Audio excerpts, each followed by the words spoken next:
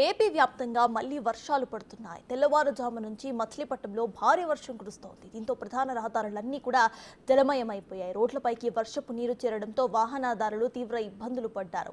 ఇళ్లల్లో నుంచి బయటకు రాలేని పరిస్థితి అక్కడ నెలకొంది. అంతలా భారీ వర్షానికి మచిలీపట్నం నీట మునిగింది. రహదారులపై ఉన్న నీటిని తొలగించేందుకు అధికారులు చర్యలు చేపట్టారు.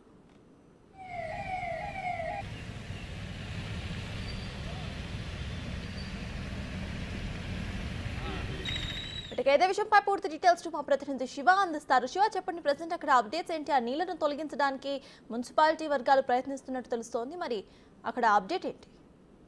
మొత్తం చూసుకుంటే కనుక కృష్ణా జిల్లా మచిలీపట్నంలో కూడా భారీ వర్షపు నీరు చేరుకుంది.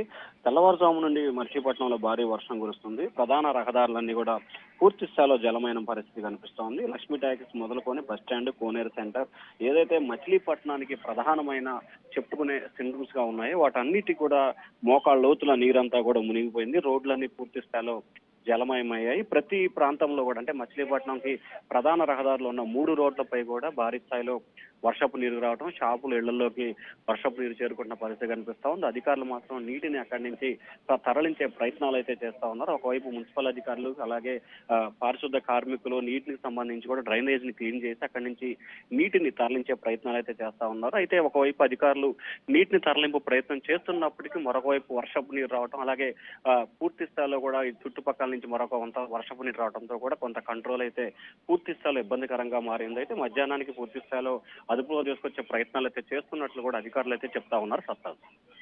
Thank you Shiva.